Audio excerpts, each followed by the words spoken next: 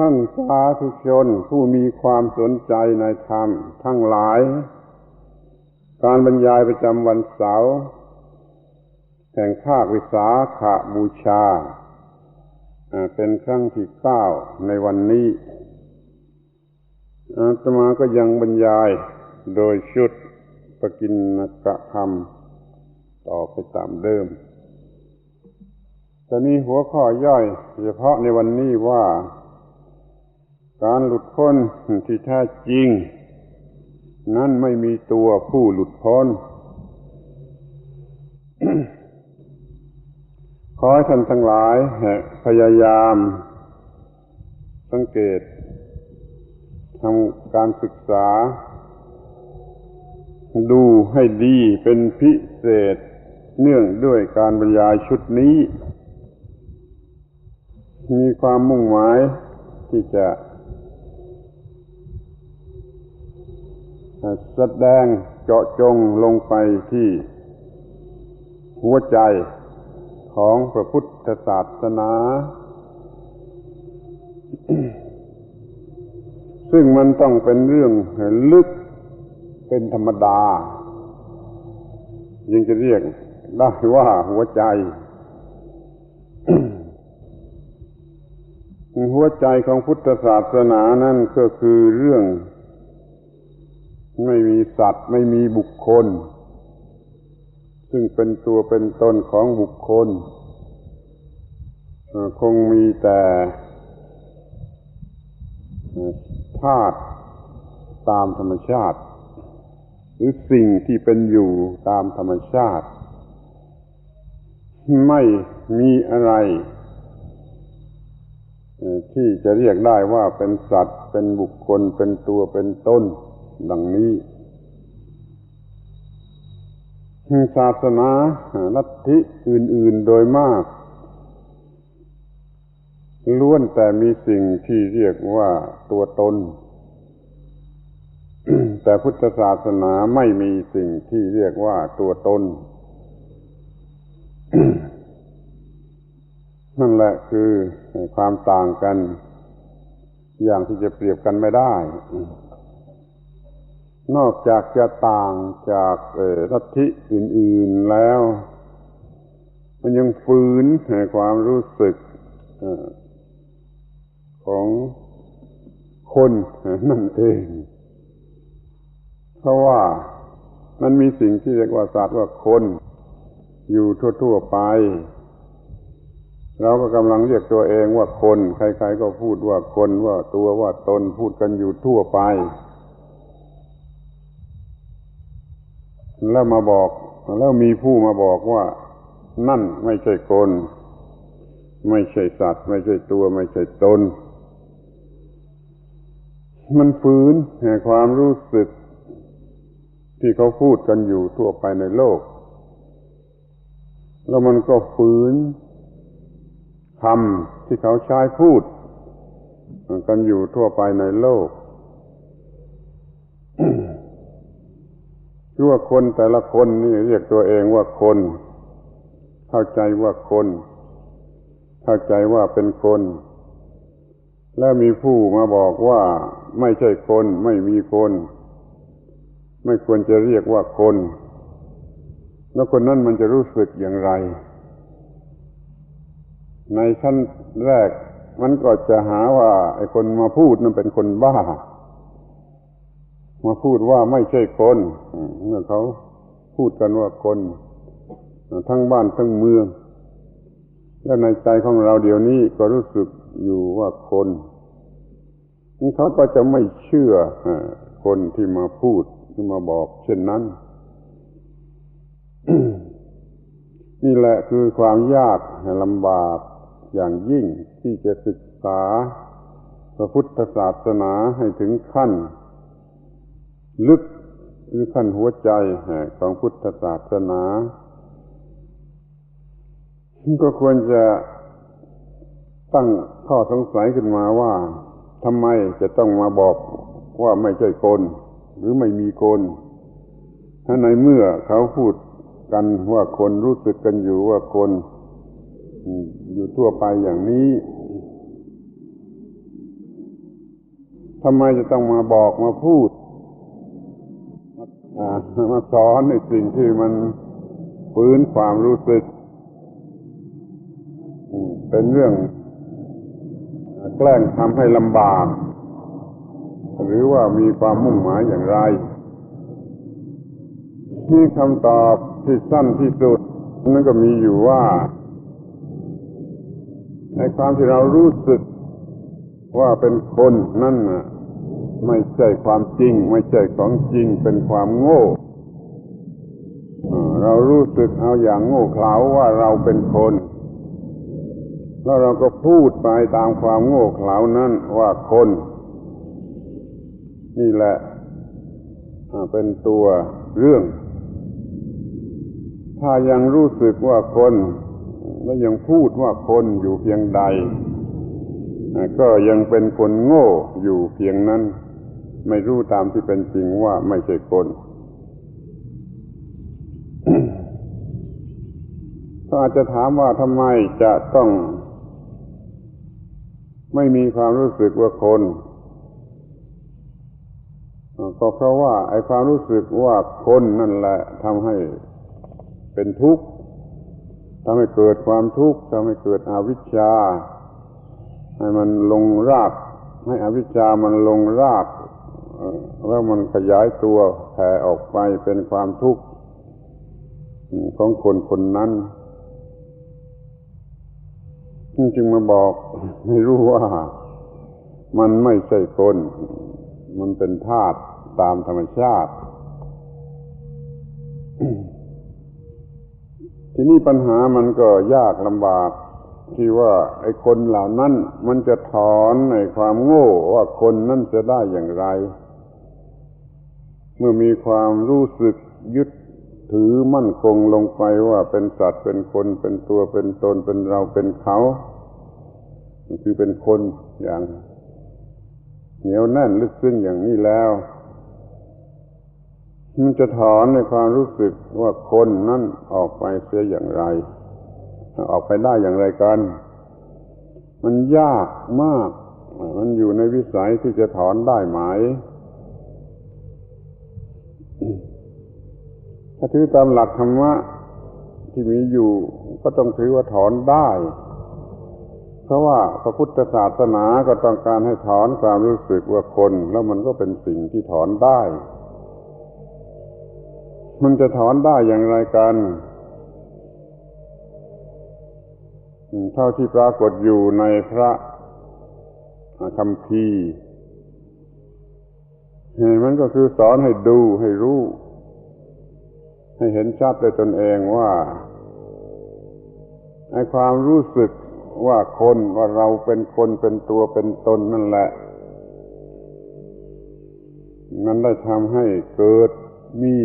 ความทุกข์ขึ้นมาเหมือนกับว่ามันเป็นสัตว์ร้ายที่กัดเอามันเป็นสัตว์มีพิษร้ายที่กัดเอาให้คนที่ไม่โง่เกินไปพิจารณาดูเอาเองว่าถ้าเมื่อใดมันเกิดจิต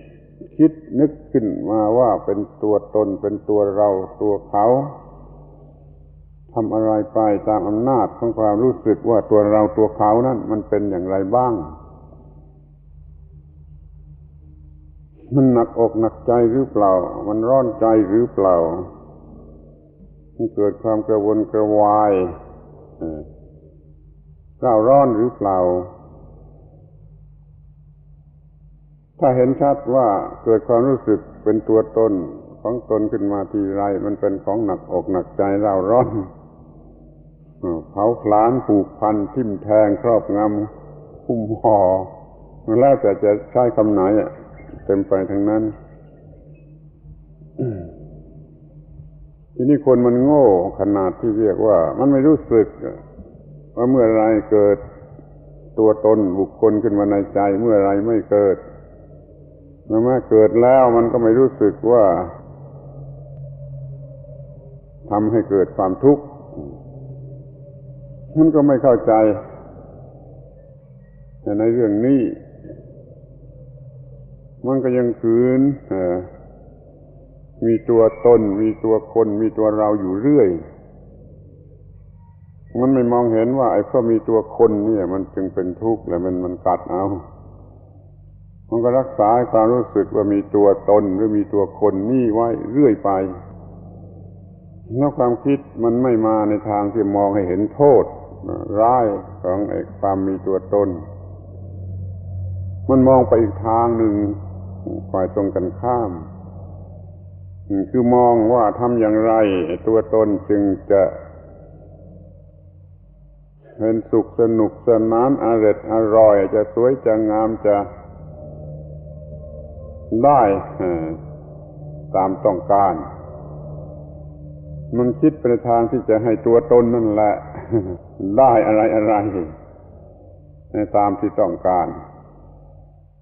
ได้เอามาเป็นของตนทุกทีมันก็กัดเอาทุกทีอย่างนี้มันก็ยังไม่มองเห็นมันก็เป็นมาอย่างนี้เรื่อยๆมาจนกระทั่งบัดนี้ แต่มันเป็นที่แน่นอนอยู่ว่าถ้าเมื่อไรมันมองเห็นมันก็ไม่กล้าปล่อยให้เกิดความคิดเป็นตัวเป็นตนคือพยายามดิ้นรนไปตามความคิดเห็นที่เป็นตัวเป็นตนเพราะมันสังเกตเห็นได้ว่ามันกัดเอาทุกที พูดคำค่อนข้างหยาบคายง่ายๆว่ามันกัดเอาทุกทีหมายความว่าเป็นทุกทีเมื่อเกิดมีอะไรเป็นตัวตนเป็นของตนขึ้นในจิตแล้วมันก็กัดเอาทุกทีคือจิตนั้นจะเป็นทุกทีแล้วก็ยังไม่มองยังจะไปหาอะไรมาให้มันเกิดมีตัวตนยิ่งขึ้นไปหรือว่าอะไรมากระทบสักนิดหนึ่งมันก็ปรุงให้เกิดเป็นตัวตนไม่สักว่ากระทบเฉยๆเช่นรูปมากระทบทางตามันก็เกิดตัวตนเพราะไอ้รูปที่มากระทบนั้นเสียงมากระทบทางหูมันก็เกิดตัวตนเพราะเสียงที่มากระทบทางหูนั้นมันเตรียมพร้อมสำหรับจะโง่เตรียมพร้อมสำหรับจะเกิดความรู้สึกที่เป็นทุกข์นี่เราเรียกว่ามันโง่นี่เป็นพื้นฐานของความจริงทั่วไปมันมีอยู่อย่างนี้ไอ้ความยากลำบากมันมีอยู่ว่าตั้งแต่เราเกิดมาจากท้องมารดาพอโผล่ออกมาในโลกนี้มันก็ถูกอบรมโดยไม่รู้สึกตัวแวดล้อมสั่งสอนโดยไม่รู้สึกตัวให้เกิดความรู้สึกว่าตัวเราหรือของเรานี่ทุกคนจะต้องมองให้เห็นว่าพอเราเป็นคลอดมาจากมารดาเป็นทารกเนี่ยมันจะถูกแวดล้อมด้วยคำพูดด้วยทุกอย่างน่ะเพื่อจะให้มันเกิดให้ทารกเนี่ยมันเกิดความรู้สึกว่าตัวกูว่าของกูว่าตัวฉันว่าของฉันนี่อย่างนี้เรื่อยไป จนกว่ามันจะเติบโตมันเต็มไปด้วยความรู้สึกเป็นตัวกูของกูมีอะไรที่เป็นของกูรอบไปหมดบ้านเรือนของกูพ่อแม่ของกูพี่น้องของกูตุ๊กตาของกูอะไรก็ของกูกระทั่งว่าตัวกูของกูนี่เข้าใจว่าไม่ยังไม่ทันจะเป็นวัยรุ่นเลยซ้ำไปเด็กนั้นโตยังไม่ทันจะเป็นวัยรุ่นก็เต็มไปด้วยความรู้สึกเป็นตัวกูของกูเพราะสิ่งแวดล้อมนั้นทำไมมันจึงง่ายมากถึงขนาดนั้น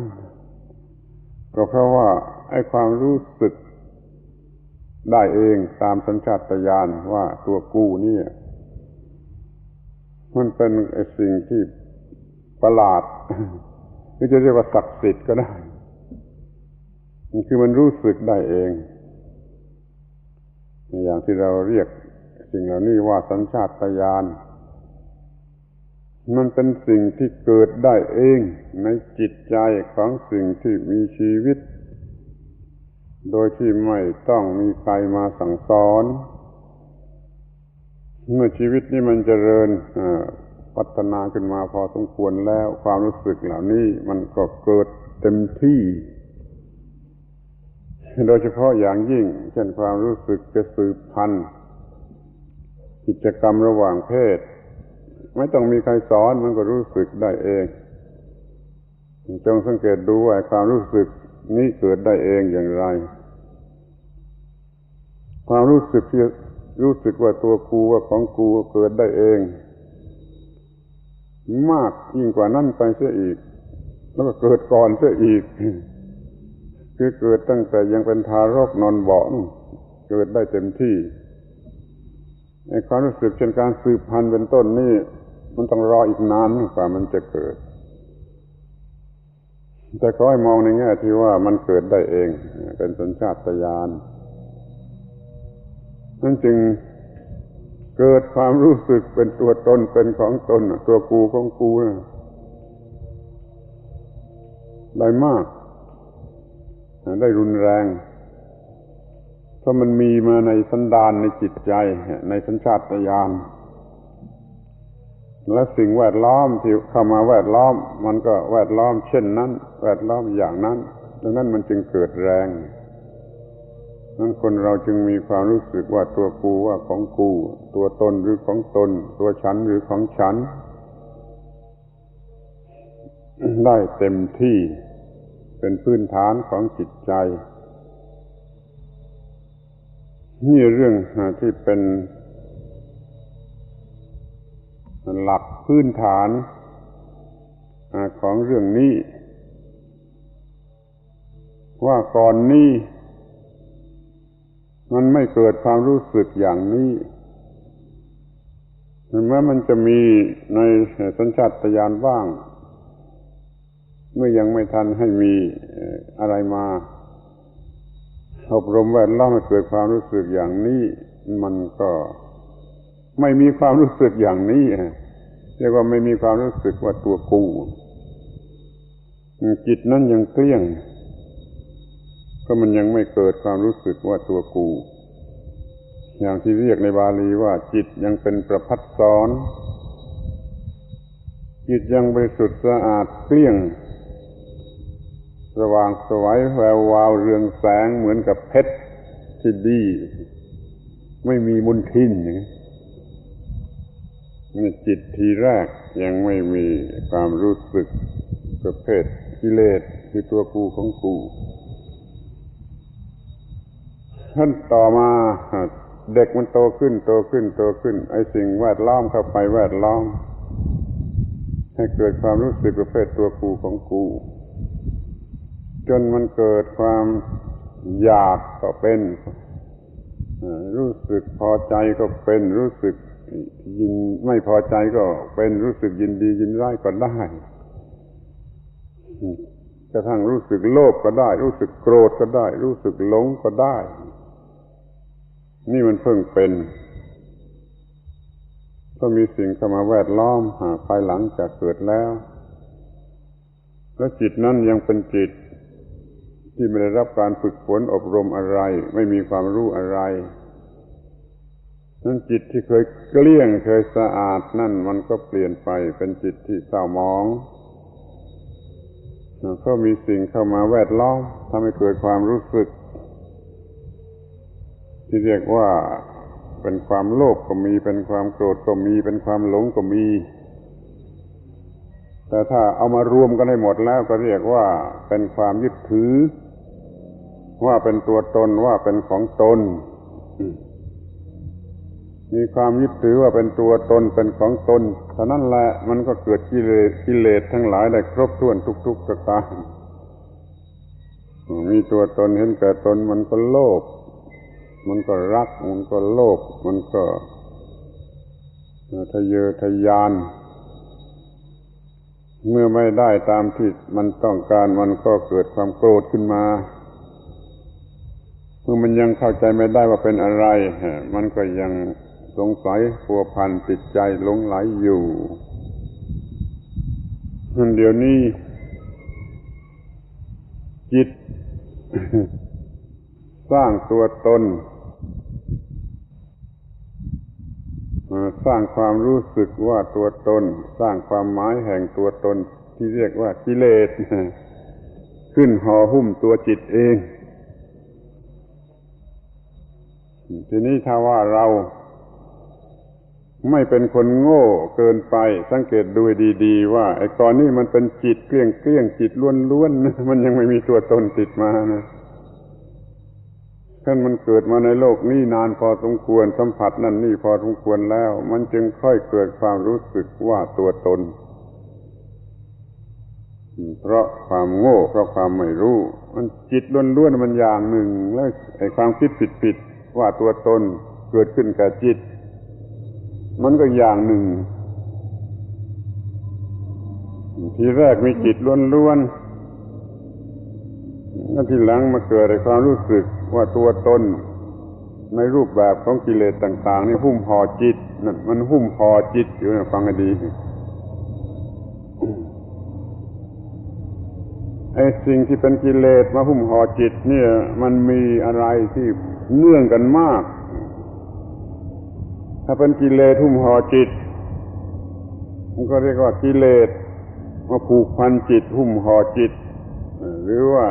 จิตมันติดอยู่ในกิเลสที่ถ้ากิเลสมันเป็นเหตุให้ทำกรรมรับผลกรรมจิตมันก็มาติดอยู่ในกรรมและการรับผลของกรรมที่เมื่อรับผลของกรรมมันก็เป็นทุกข์จิตมันก็มาติดมาถูกห่อหุ้มอยู่ด้วยความทุกข์ แล้วมันมีความเนื่องกันของสิ่งเหล่านี้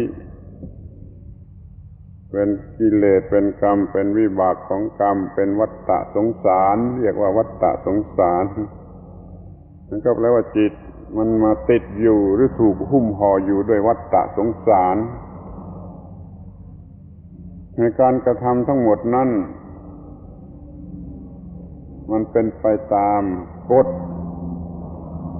ของอิทัปปัจจยตาดังนั้นอำนาจของอิทัปปัจจยตานั่นแหละมันหุ้มห่อจิต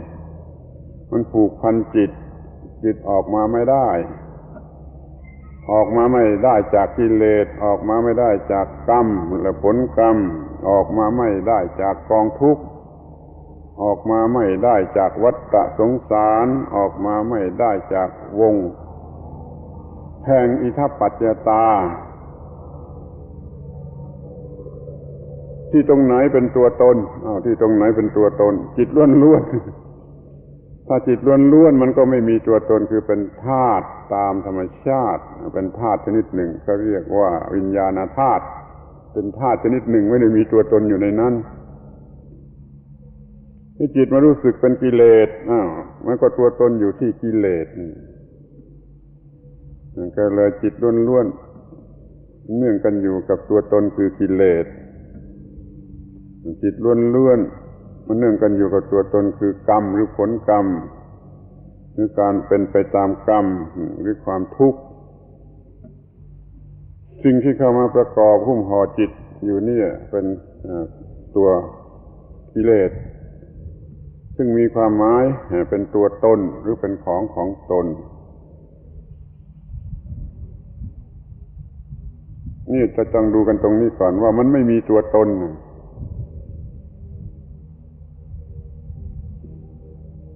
แล้วก็มีอะไรที่เ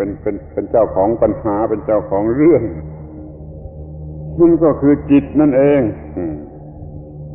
จิตมีหน้าที่ที่จะต้องเคลื่อนจิตเองออกมาเสียจาก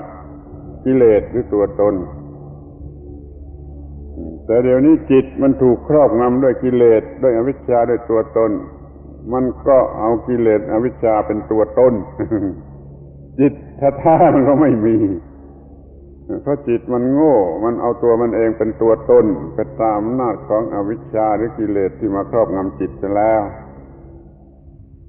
จิตก็เลยไม่รู้สึกว่าจิตนั่นแหละจะต้องเป็นผู้ดิ้นรนถอนตนออกมาเสีย มันก็เอาไปเป็นตัวตนเสียไม่รู้ว่าจะต้องถอนตนออกมากลับไปรวบรัดเอาทุกสิ่งเป็นของตนมันจึงเกิดตัวตนที่จอมปลอมตัวตนที่ไม่ใช่ของจริงขึ้นมาในจิตและจิตก็เอาสิ่งนั้นเป็นตัวตนที่นี่มันก็มีคำสอนว่าให้ถอนตนให้เปลื้องตนให้ทำตนให้หลุดพ้นในหมู่คนที่มีตัวตนตามธรรมดาเราก็เกิดความรู้สึกขึ้นมาทางหนึ่งว่าเราติดอยู่เราจะหลุดพ้นเราจะทำความหลุดพ้นแล้วเขาก็พยายามจะทำความหลุดพ้นด้วยตัวตนที่สร้างขึ้นโดยอวิชชาแล้วครอบงำจิตอยู่แล้วเอาเป็นตัวตนของจิตนั่นเสียมันก็เป็นเรื่องที่ไม่ตรงตามความจริงหลายซับหลายซ้อนมันเลยทำไม่ได้นี่ถ้าเมื่อใดมาเห็นกันให้ชัดเจนลงไปตามที่เป็นจริงว่ามันมีจิตนะไม่ใช่ตัวตนนะก็มีความโง่ของจิตคืออวิชชากิเลสตัณหาอะไรต่างๆเกิดขึ้นกับจิตก็เอาสิ่งนั้นเป็นตัวตนเสียแล้วจะให้ใครเป็นผู้หลุดพ้นหรือถามว่าจะหลุดพ้นจากอะไรมันก็หลุดพ้นจากตัวตนซึ่งเป็นของไม่จริงเป็นของโง่เป็นของหลงเป็นของคิดเอาเองด้วยความโง่เกิดตัณหาเกิดอุปาทานว่าตัวตนนั่นแหละเอานั่นเป็นตัวตน แล้วมาใช้คำพูดใหม่ว่าตัวตนจะต้องเป็นผู้หลุดพ้นมันก็ผิดจากความจริงความจริงจิตนั่นเป็นตัวที่จะต้องหลุดพ้นเป็นเจ้าที่เจ้าการที่ต้องหลุดพ้นแต่ทีนี้มันไม่มีซะแล้วมันเอาไปให้ตัวตนซะแล้วมันก็มีแต่เรื่องของตัวตน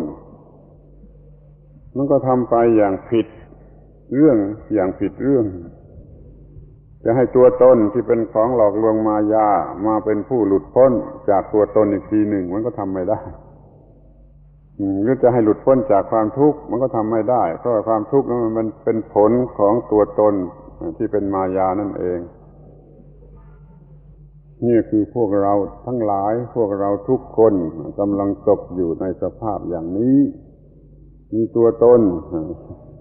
อยากจะหลุดพ้นจากความทุกข์มันก็ไม่ตรงกับเรื่องนี้เพราะว่าเรื่องแท้จริงมันไม่ได้มีตัวตนมันมีแต่จิตล้วนๆแล้วไปเอาไอ้กิเลสเอาความโง่เอาความสำคัญผิดเข้าไปใส่ให้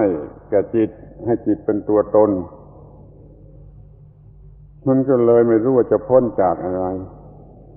แล้วอะไรจะเป็นผู้หลุดพ้นในตัวตนมันเกิดขึ้นมาอย่างนี้แล้วมันไม่อยากหลุดพ้นก็เป็นความโง่เป็นเรื่องของความโง่ตลอดสายมันก็อยากจะจมติดอยู่ในเรื่องของตัวตนที่จิตเดี๋ยวนี้มันโง่ซะแล้วมันไปปล่อยเป็นตัวตนกับกิเลสซะแล้วจิตนี้มันก็ไม่มีปัญญาไม่มีความรู้ที่จะถอนตนออกมาเสียจากกิเลสมันก็ออกไม่ได้มันก็ไม่มีการขนขวายที่จะออกที่นี่หัวข้อนี้ที่ว่าการหลุดพ้นที่แท้จริงไม่มีตัวผู้หลุดพ้นฟังออกหรือยังว่าถ้ามันมีการหลุดพ้นที่แท้จริงมันไม่ต้องมีตัวผู้หลุดพ้นจิตมันไม่ใช่ตัวเมื่อจิตสว่างไสวแจ่มแจ้งรู้ธรรมะรู้ของจริงขึ้นมาแล้วจิตนั้นมันก็ไม่สร้างตัวขึ้นมาอีก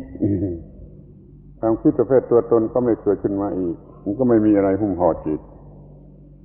ไอ้ความคิดประเภทตัวตนก่อนนั่นน่ะเมื่อสิ้นเหตุสิ้นปัจจัยมันก็ดับไปเองถ้าว่าเราได้อบรมจิตตามวิธีที่ถูกต้องรู้ตามที่เป็นจริงไม่เป็นจิตโง่ไปรับอารมณ์ต่างๆมาปรุงให้เป็นตัณหาอุปาทานมันก็ไม่เกิดตัวตนอะไรกับจิตนี่จิตที่ฉลาดอบรมดีถึงที่สุดแล้วมันก็รักษาความเป็นประภัสสรของมันไว้ได้จะมีอะไรเข้ามาทางตาทางหูทางจมูกทางลิ้นทางผิวหนังอะไรก็ตามจิตนั้นก็ยังรักษาความเป็นประภัสสรไว้ได้เพราะว่าอบรมดีแล้วอบรมอย่างถูกต้องตามหลักเกณฑ์ของพระพุทธเจ้าแล้วอะไรเข้ามาก็เห็นว่ามันก็สักว่าอันนั้นรูปเข้ามาก็สักว่ารูปเสียงเข้ามาก็สักว่าเสียงกลิ่นเข้ามาก็สักว่ากลิ่นรสโผฏฐัพพะเข้ามาก็สักว่ารสโผฏฐัพพะรู้สึกอยู่ว่ามันเป็นสิ่งนั้นรู้สึกอยู่ในความรู้สึกว่ามันเป็นเพียงสิ่งนั้นไม่โง่เอามาปรุงให้เป็นสัญญาเป็นตัณหาเป็นอุปาทานเป็นต้นจิตก็หลุดพ้นจากการถูกครอบง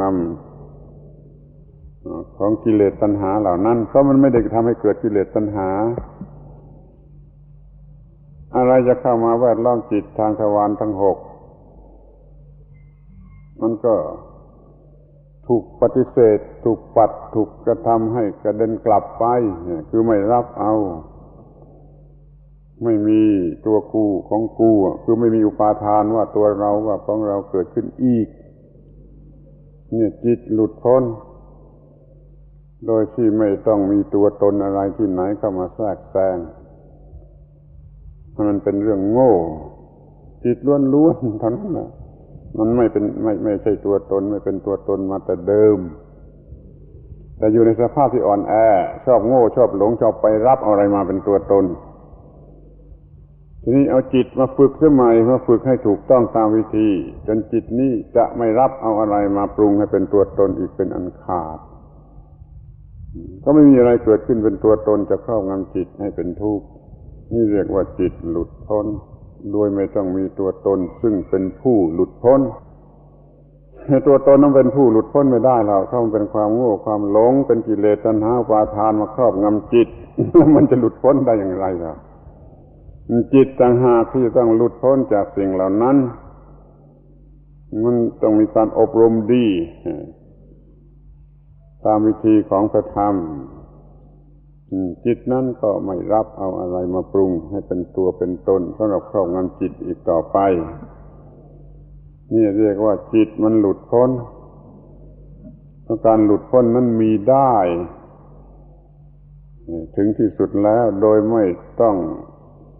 มีสิ่งใดที่เป็นตัวเป็นตนผู้หลุดพ้นจิตก็คงเป็นจิตอย่าเอาจิตมาเป็นตัวตนผู้หลุดพ้นมันจะโง่กว่าเดิมอยู่นี่คนก็กำลังโง่กันมากพออยู่แล้วอะไรก็เป็นตัวตนเข้าไปตัวตนที่กิเลสตัวตนที่ความโง่ตัวตนที่อวิชชาตัวตนอยู่ที่นั่นไม่ได้มีใครเอาจิตที่บริสุทธิ์เป็นตัวตนเพราะมันไม่รู้จัก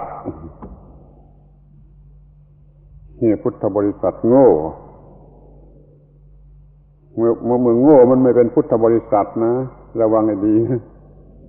พุทธะแปลผู้รู้ผู้ตื่นผู้เบิกบานมันโง่ไม่ได้ถ้ามันยังโง่อยู่ขนาดนี้แล้วมันไม่เป็นพุทธบริษัทแหละเป็นพระเป็นเณรให้เป็นพระบวชสัก20-30 พรรษามันก็เป็นไม่ได้หรอกเพราะมันยังโง่เกินไปเอาสิ่งที่ไม่ใช่ตัวตนมาเป็นตัวตนแล้วให้ผีบ้าตัวนั้นน่ะเป็นเจ้าของเรื่องปฏิบัติเพื่อไปนิพพานอย่างนี้มันโง่กี่มากน้อย ทีแรกมันก็มีจิตแท้ๆอยู่แล้วไม่ต้องเป็นตัวตนจิตมันก็สักว่าจิตเป็นธรรมชาติเป็นธาตุชนิดหนึ่งเรียกว่าวิญญาณธาตุรู้สึกคิดนึกอะไรได้ออกมาจากท้องแม่ในลักษณะยังเป็นประภัสสรอยู่พอได้ รับสิ่งแวดล้อมเมื่อเกิดมาแล้วนี่มันจึงค่อยปรุงไปเป็นความคิดนึกว่าตัวตนตามสัญชาตญาณเดิมด้วยตามสิ่งที่แวดล้อมเข้าไปทุกวันด้วยมันก็มีตัวตนหนาครอบงำจิตนั้นนั่นมันรับเอาเป็นตัวตนที่แท้มันเอาไอ้ความรู้สึกว่าตัวตนที่ครอบงำจิตนั่นเป็นผู้รู้สึกว่าเป็นตัวตนเพราะมันเป็นคนละอันกับจิต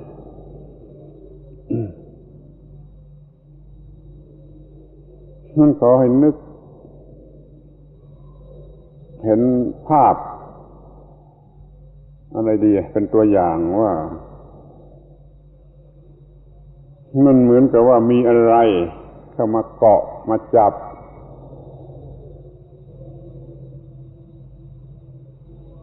เหมือนกับน้ำแข็งมันมาเกาะจับที่ก้อนหินสักก้อนหนึ่งตอนกลางคืนจนพอกหนาเป็นก้อนน้ำแข็งพอรุ่งขึ้นมีแสงแดดไอ้น้ำแข็งมันก็ละลายไปหมดเหลือแต่ก้อนหินอย่างเดิมนี่มันคิดดูจะพูดว่าใครหลุดพ้นจะว่าก้อนหินหลุดพ้นมีตัวหลุดพ้นมันก็ว่าไม่ได้นั่นว่าแต่มันจะโง่เกินไปมันจะว่าก้อนหินเป็นตัวหลุดพ้นมันก็ไม่ถูกไอ้การหลุดพ้นนั่นมันก็เป็นเพียงไอ้กิเลสหรือสิ่งที่เข้ามาห่อหุ้มมันละลายออกไปเองไม่ใช่ว่าเราลอดออกไปจากไอ้สิ่งที่มาห่อหุ้มได้เหมือนเราลอดประตูออกไปการบรรยายในครั้งที่แล้วมาก็พูดถึงข้อที่ว่าออกไปทางประตูที่ไม่มีช่อง คือมันไม่ได้เหมือนกับว่าลอดช่องประตูออกไปนะไอ้สิ่งที่มันเข้ามาผูกมัดนะมันคือความโง่ของเราเองเมื่อความโง่มันละลายสูญหายไปจิตมันก็ไม่โง่มันก็หลุดพ้นจากความโง่โดยที่จิตไม่ต้องเป็นตัวตนไอ้ความโง่ก็ไม่ใช่ตัวตนหรือไม่ต้องเป็นตัวตนจิตเป็นสิ่งที่รู้สึกได้จิตเป็นสิ่งที่มีการศึกษาได้ในตัวมันเองมันไปกระทบอะไรเข้าอย่างหนึ่งมันก็รู้เรื่องนั้นเรื่องหนึ่งไปกระทบเรื่องอื่นอีกมันก็รู้เรื่องอื่นอีกมันกระทบทุกเรื่องมันก็รู้ทุกเรื่องจนกระทั่งมันรู้ว่าอะไรเป็นอย่างไรจนกระทั่งมันรู้ว่ามันเป็นความทุกข์เกิดขึ้นอย่างไรแล้วทีหลังมันก็ไม่ยอมให้เป็นอย่างนั้นอีกโดยเฉพาะเมื่อตาหูจมูกลิ้นกายใจได้รับอารมณ์มาจากภายนอกเป็นรูปเสียงกลิ่นรสโผฏฐัพพะธรรมารมณ์จิตที่มันฉลาดแล้วมันก็รู้ว่านั่นเป็นสักว่าอารมณ์ไม่เอาเข้ามาปรุงให้เป็นเรื่องของตัวตนเพราะมันเคยมาแล้วมันเคยปรุงเป็นตัวตนมาแล้วปรุงทุกทีมันกัดเอาทุกทีปรุงทุกทีมันกัดเอาทุกทีมันเจ็บปวดมันเคยมาแล้วนี่เรียกว่ามันฉลาดพอแล้วที่จะไม่ทำอย่างนั้นอีกนั่นจิตมันรู้ว่าควรจะทำอย่างไรมันก็ทำอย่างนั้นแล้วมันก็หมดปัญหาได้โดยสิ้นเชิงโดยที่มันไม่ต้องมีตัวตนไม่ต้องเป็นตัวตนท่านพอจะมองเห็นได้แล้วว่าจิตนั้นไม่ต้องเป็นตัวเป็นตนเป็นสัตว์เป็นบุคคลอะไรก็ได้มันเป็นจิตอะไรก็แล้วกันถ้าขึ้นชื่อว่าจิตแล้วมันรู้สึกคิดนึกได้แล้วมันทำอะไรได้ทุกอย่างตามเรื่องของจิตเนี่ยคิดนึกก็ได้รู้สึกก็ได้จำก็ได้อะไรก็ได้ทุกอย่าง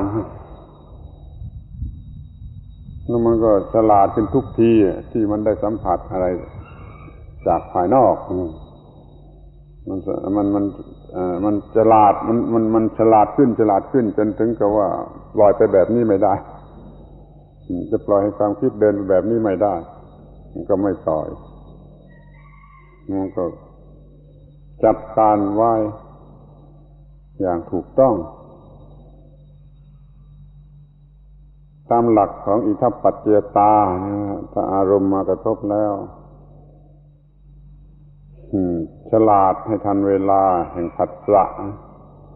เมื่อมีผัสสะเนี่ยมีความฉลาดเสียให้พอ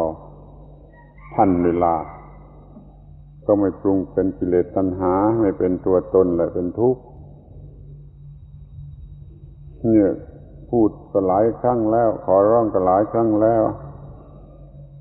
ว่ามันไม่มีอะไรไอ้หลักธรรมะสำคัญนั้นมันไม่มีอะไรนอกจากว่าฉลาดให้ทันเวลาเมื่อมีผัสสะไม่มีเท่านั้นตามกฎของอิทัปปัจจยตามันต้องเดินมาจนถึงผัสสะเมื่อถึงผัสสะแล้วฉลาดอย่างโง่อะไรจะเป็นผู้ฉลาดก็คือจิตนั่นเองมันจะฉลาดได้อย่างไรก็เพราะว่ามันเคยถูกกัดมาถูกกัดมาไม่รู้กี่ร้อยครั้งพันครั้งหมื่นครั้งแสนครั้งแล้วมั้งจิตที่มันโง่มีผัสสะแล้วก็ยินดียินร้ายในเวทนานั้นเกิดตัณหาอุปาทานแล้วเป็นทุกข์นั่นอย่างนี้เรียกว่ามันกัดเอาคือเบญจขันธ์ที่ประกอบด้วยอุปาทานเป็นอุปาทานขันธ์มันกัดเอาหมายความว่าถ้ามันโง่เมื่อมีผัสสะแล้วมันก็จะต้องเกิดความยึดถือที่เรียกว่าอุปาทานในรูปบ้างในเวทนาบ้างในสัญญาบ้างในสังขารบ้างในวิญญาณบ้างนี่เรียกว่าอุปาทานขันธ์มีอยู่5อย่างอันนั้นแหละคือตัวกัดยึดถือในอะไรอันนั้นกัดยึดถือในรูปขันธ์รูปูปาทานขันธ์กัดยึดถือในเวทนาขันธ์เวทนูปาทานขันธ์กัดยึดถือในสัญญาขันธ์สัญญูปาทานขันธ์กัดยึดถือในสังขารขันธ์สังขารูปาทานขันธ์กัดยึดถือในวิญญาณขันธ์วิญญาณูปาทานขันธ์กัดปุพเพนิวาสานุสติญาณที่กล่าวไว้ในขัตฉณียสูตรส่วนสังยุตตนิกายท่านอธิบายกันอย่างนี้ว่าอุปาทานขันธ์ในการก่อนเคยกัดเราอย่างไรเคยกัดเราอย่างไรเมื่อไรในกรณีไรระลึกได้เรียกว่าปุพเพนิวาสานุสติญาณระลึกถึงไอ้เบญจขันธ์ที่เคยยึดถือแล้วมันกัดเอาแต่ผลหลัง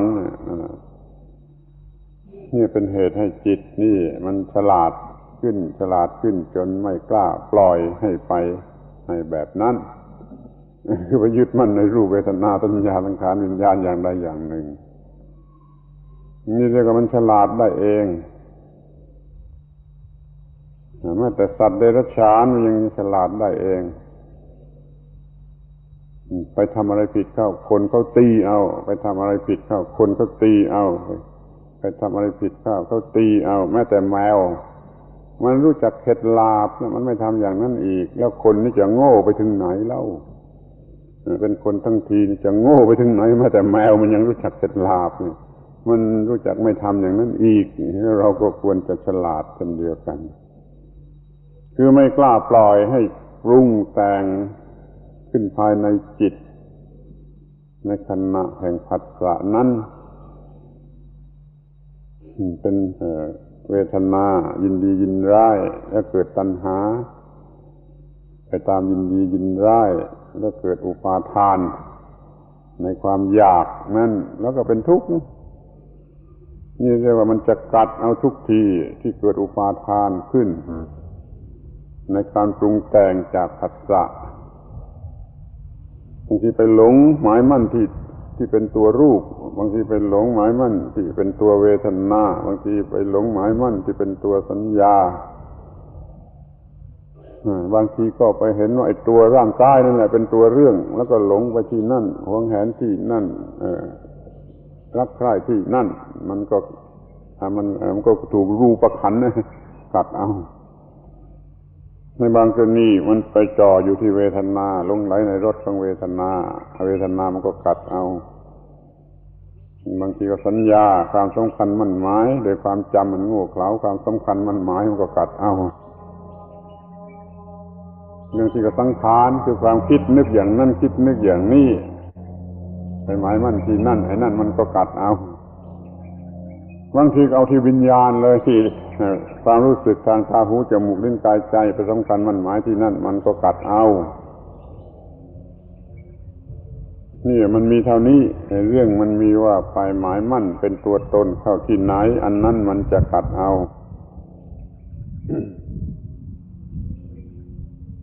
แต่เราก็ไม่เคย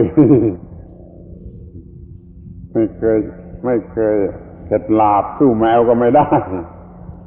สู้แมวก็ไม่ได้ถูกตีทีตั้งทีมันก็ไม่เอาอีกแล้วแมวแต่คนนี่ไม่รู้จักเข็ดไม่รู้จักหลาบไปยึดมั่นในขันธ์ใดขันธ์หนึ่งเมื่อใดเมื่อหนึ่งแล้วก็ได้เป็นทุกข์แล้วก็ไม่รู้จักเข็ดหลาบประมาณกันว่าอีกกี่เท่าไรกี่ร้อยชาติแสนชาติหมื่นโกรธชาติมันจึงจะค่อยๆเปลี่ยนไป อย่างนี้มันเรียกว่าเสียหายมากแหละงั้นอย่าให้มันกัดเอาจะดีกว่าจะทำอย่างไรก็มีสติสัมปชัญญะให้พอเมื่อมีผัสสะมีปัญญาให้พอมาควบคุมสิ่งเหล่านี้ศึกษาเรื่องอนิจจังทุกขังอนัตตาตถาตาเช่นนั้นเองเอาไว้พอแล้วให้สติเอาความรู้เช่นนั้นเองมาทันในเวลาที่มีผัสสะถ้าความรู้นี่มาคอยคุมอยู่ผัสสะจะไม่ให้เกิดความโง่ความหลงมันจะให้เกิดความถูกต้องว่าโอ้นี่มันอย่างนี้ถ้าจะไม่ไปหลงไม่ไปหลงไม่ปล่อยเกิดความหลงเป็นความรักความโกรธความเกลียดความอะไรที่ไปตามความหลง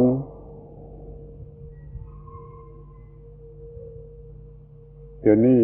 มันไม่ได้ทำกันอย่างนี้นี่จะทำอย่างไรพวกเราแม้แต่ผัสสะคืออะไรมันก็ไม่รู้นี่พระเนรมันยังไม่รู้นะชาวบ้านจะรู้อย่างไรไปเพ้อเจ้อเรื่องอื่นกันเสียหมดจนไม่รู้ว่าผัสสะนั่นคืออะไรนอกจากตัวหนังสือในเล่มหนังสือหรือเสียงที่สวดมนต์ผัสสะผัสโสอะไรอยู่มันไม่รู้ว่าอะไรมันยิ่งกว่านกแก้วนกขุนทองซะอีก คนเหล่านี้จึงไม่มีโอกาสที่จะควบคุมผัสสะได้เมื่อควบคุมผัสสะไม่ได้มันก็ต้องไปตามกฎเกณฑ์ของอิทัปปัจจตาคือมีเวทนาโง่หลงยินดียินร้ายแล้วก็มีตัณหาโง่อยากอย่างแรงไปตามความยินดียินร้ายแล้วก็มีอุปาทานโง่คือยึดถือหมายมั่นเป็นตัวตนเป็นของตนอย่างนั้นอย่างนี้ไปตามแบบของอุปาทานคือมันโง่เพราะมันโง่ไปตั้งแต่ผัสสะนั้นตั้งต้นโง่ไปตั้งแต่ผัสสะเป็นผัสสะโง่ถ้าทุกคนจะพยายามอย่างยิ่งอย่าอวดดีพยายามอย่างยิ่งให้รู้จักสิ่งที่เรียกว่าผัสสะซึ่งมันเร็วมันเบามันเร็วมันสายฟ้าแลบจับตัวมันยากแต่เราก็พยายามที่จะจับตัวมันให้ได้หรือมีวิธีที่จะดักจับไว้ก่อนถ้ามันเกิดขึ้นมันก็อยู่ในบ่วงแห่งปัญญาของเราปัญญาของเราจะควบคุมมันได้ให้รู้ว่าผัสสะมันจะเกิดขึ้นทางตาหูจมูกลิ้นกายใจเราเตรียมพร้อมอยู่เสมอที่จะควบคุมมันว่าอย่าให้โง่อย่าให้เป็นผัสสะโง่อย่าให้สัมผัสลงไปด้วยความโง่แต่สัมผัสลงไปด้วยสติสัมปชัญญะผัสสะนั่นก็ประกอบอยู่ด้วยปัญญาโดยวิชชาโดยแสงสว่างก็ไม่ปรุงเวทนาโง่ตัณหาโง่แต่มันปรุงปัญญาต่อไปอีกคือบอกให้รู้ว่าจะต้องทำอย่างไรในการเห็นรูปคราวนี้จะต้องทำอย่างไรในการได้ยินเสียงคราวนี้จะต้องทำอย่างไรในการได้กลิ่นคราวนี้จะต้องทำอย่างไรจะเป็นปัญญา สูงขึ้นบอกให้รู้ว่าจะต้องทำอย่างไรมันก็ไม่เกิดเรื่องไม่เกิดทุกข์ถ้าสามารถจัดทำไปตามที่ควรจะทำตามที่ว่าเราอยู่ในโลกนี้แล้วเราจะต้องกระทบกับรูปเสียงกลิ่นรสผลทัพพะธรรมารมณ์เสมอแต่กระทบทุกทีไม่ทำให้เราเป็นทุกข์เลยกระทบทุกทีทำให้เราฉลาดยิ่งขึ้นกว่าเดิมนี่คืออาการที่จิตมันพ้นจากอำนาจของกิเลสตัณหาอุปาทานมันไม่ต้องไปลอดช่องมันไม่ต้องไปมุดรูที่ไหนที่จะออกไปเสียจากขอบเขตอะไรไม่นั่นมันก็เป็นคำพูดที่ว่าเปรียบเทียบอย่างกับวัตถุว่าจิตจะต้องหาช่องหาทางออกไปแต่ความจริงมันไม่ต้องออกไปคือสิ่งที่มาหุ้มห่อมันละลายไปเองเช่นเราเอาน้ำแข็งมาพอกก้อนหินสว่างขึ้นมันก็ละลายไปเองหรือโดยวิธีใดก็ได้ทำให้ก้อนหินมันร้อนเข้าไอ้น้ำแข็งมันก็ละลายไปเองนี่อย่างนี้เราจะไม่พูดว่าก้อนหินมันหลุดพ้นก้อนหินมันเล็ดลอดหลุดออกไปจากไอ้สิ่งหุ้มห่อนั้นเดี๋ยวนี้มันแปลกอยู่ที่ว่าไอ้สิ่งหุ้มห่อนั้นจิตมันโง่สร้างขึ้นมาเองแล้วมันจะต้องทำโดยวิธีที่ไอ้สิ่งเหล่านั้นละลายออกไปเองหมดการหุ้มห่อไอ้ตัวอย่างที่ยกมาฟังนั่นก็ไม่สมบูรณ์เช่นว่าเอาน้ำแข็งมาพอกก้อนหินพอรุ่งขึ้นแสงแดดมันทำให้ละลายหรือว่าทำให้ก้อนหินมันร้อนมันละลายมันมีเหตุปัจจัยภายนอกมาช่วยทำถ้าเป็นเรื่องของจิตของคนแล้วก็คนจิตนั่นแหละมันจะต้องทำจิตอย่าไปโง่คิดว่าเป็นคนเป็นสัตว์เป็นคนสิมันก็จะไม่มีอุปาทานมาหุ้มห่อจิตถ้าจิตมันไปหลงไปโง่มีคนมันคือเรานี่แหละเป็นตัวเป็นตนเป็นเราเป็นคนอุปาทานหรือกิเลสทั้งหลายนั่นมันก็หุ้มห่อจิตยังไงจะทำยังไงสิ่งเหล่านี้จะละลายออกไปโดยที่จิตไม่ต้องไปไหนที่จิตก็ยังอยู่ที่เดิมมันก็ด้วยอำนาจของการปฏิบัติที่ถูกต้องที่เรียกว่าการอบรมจิตหรือจิตตภาวนาที่ถูกต้องกิเลสเหล่านั้นก็ละลายหลุดออกไปจากจิตถ้ามันกำลังเกิดอยู่ไอ้ส่วนที่มันจะเกิดอีกมันก็เกิดอีกไม่ได้ถ้ามันจะกำลังมีอยู่มันก็ละลายไปทันทีสูญหายไปทันทีนี่ความหลุดพ้นของจิตมีได้โดยไม่ต้องมีตัวบุคคลผู้หลุดพ้นที่คนมันโง่นี่มันพูดตามภาษาโง่นี่มันว่ามีตัวกูผู้หลุดพ้นแล้วหลุดพ้นไปไหนเพราะไอ้ตัวกูน่ะคือผู้ครอบงำถ้าตัวกูมันจะหลุดพ้นไปไหนมันจะต้องหลุดพ้นจากตัวกู้ต่างหากทำจิตให้สว่างไสวด้วยปัญญาด้วยวิชาไอ้สิ่งที่หุ้มห่อจิตคือความโง่ของจิตนั่นก็จะละลายไปจากจิตความหลุดพ้นของจิตมีได้โดยไม่ต้องมีตัวผู้หลุดพ้นคืออย่าไปเอาจิตมาเป็นตัวตนขึ้นมาอีกอย่ากลับโง่ไปเอาจิตนั่นมาเป็นตัวตนขึ้นมาอีกมันก็จะเกิดความรู้สึกประเภทกิเลสตัณหาอวิชชาอุปาทานขึ้นกับจิตนั่นอีกมันก็ไม่สิ้นสุดแหละมันมัวแต่ซ้ำซากอยู่อย่างนั้นถ้ามีสติพอมันจะไม่ฉายซ้ำกันอย่างนั้นมันจะไม่มัวซ้ำซากกันอยู่อย่างนั้นเราจึงมีหน้าที่อบรมสติให้พออบรมปัญญาให้พอนี่เรียกว่าตัวพรหมจรรย์อบรมสติให้พออบรมปัญญาให้พอรวมทั้งสมาธิอะไรด้วยนี่เรียกว่าตัวพรหมจรรย์แต่พุทธบริษัททั้งหลายมันไม่ประพฤติพรหมจรรย์แม้แต่พระแต่เณรมันก็ยังไม่ประพฤติพรหมจรรย์มันไปสนใจเรื่องอะไรไม่รู้โดยมากก็ไปสนใจเรื่องดีเรื่องเด่นกันทั้งนั้นมันไม่ตั้งใจประพฤติพรหมจรรย์คือไม่ทำให้สติมากพอปัญญามากพอสมาธิมากพอหรือว่าพละห้าอินทรีย์ห้าอะไรมันมากพอมันไม่ทำ ไปหาเรื่องดีเรื่องเด่นอย่างอื่นกันเสียแต่พึดมันก็ไม่มีการประพฤติพรหมจรรย์มันก็ไม่มีจิตตภาวนาก็ไม่มีการทำจิตให้เจริญจิตมันก็ไม่เจริญจิตมันก็โง่เท่าเดิมเพราะอะไรเข้ามาทางอาจนะเนี่ยมันก็รับออกมาปรุงแต่งเป็นกิเลสตัณหาเป็นตัวกูของกูพอกจิตหุ้มห่อจิตมากขึ้นมากขึ้นจิตนั่นก็จะมากไปด้วยตัวกูของกูจนเป็นนิสัยสันดานมีความเคยชินที่จะเป็นตัวกูของกูจนเป็นนิสัยสันดานคือมันมากในบาลีเรียกชื่อไอ้สิ่งที่มากนี่ว่าอหังการะมมังการะมานานุสัยชื่อยาวอหังการะมมังการะมานานุสัยความเคยชินแห่งการที่จะเกิดความสำคัญมั่นหมายว่าเราว่าของเรานี่มันก็เคยชินมากขึ้นมากขึ้นเร็วมากขึ้นที่จะเกิดความสำคัญมั่นหมายว่าเราว่าของเราหรือว่าตัวกูว่าของกู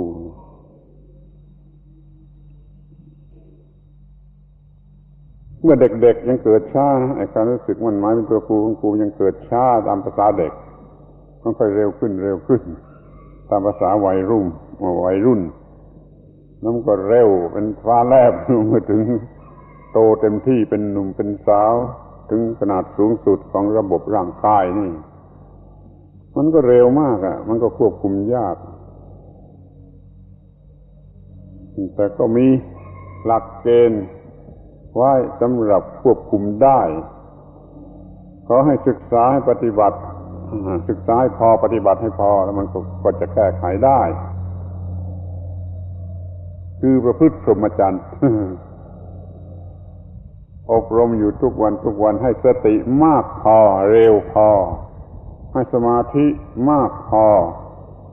เข้มแข็งพอให้ปัญญาแก่กล้าเข้มแข็งกว้างขวางพอ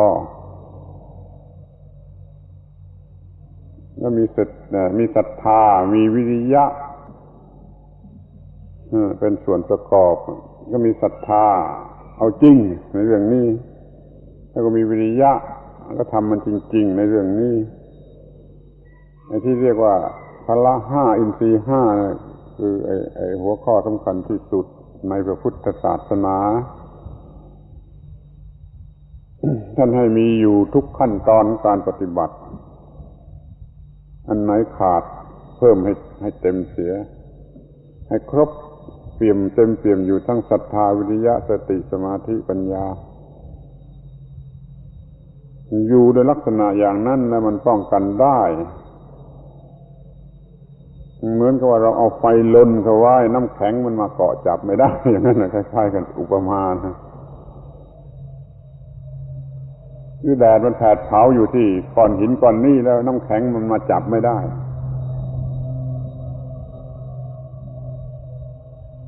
จิตมันก็สักว่าจิตแต่จิตมันคิดว่าเป็นตัวกูเป็นตัวเราจิตก็สูญเสียอิสรภาพเดิมมาเป็นกิเลสนี่เรียกว่าจิตมันเข้ามาสู่บ่วงมาสู่ไอ้สิ่งผูกพันห่อหุ้มแล้วมันก็จะต้องทนทรมานอยู่ในการถูกผูกพันห่อหุ้มทิ่มแทงเขาลนผูกมัดครอบงำนี่จิตเท่านั้นแหละไม่ใช่ตัวตนล่ะมันไม่ได้เป็นตัวตนน่ะมันเป็นจิตเท่านั้นแหละแต่มันเป็นจิตโง่มันประกอบอยู่ด้วยความโง่มีความโง่เป็นตัวมันเองสำคัญตัวมันเองอยู่ที่ความโง่ของมันเองแล้วมันก็ถูกกัดถูกทำให้เป็นทุกข์อยู่ด้วยสิ่งซึ่งมันเอามาเป็นตัวของมันเองนี่ก็เรียกจิตมันสูญเสียความเป็นประภัสสรไปแล้ว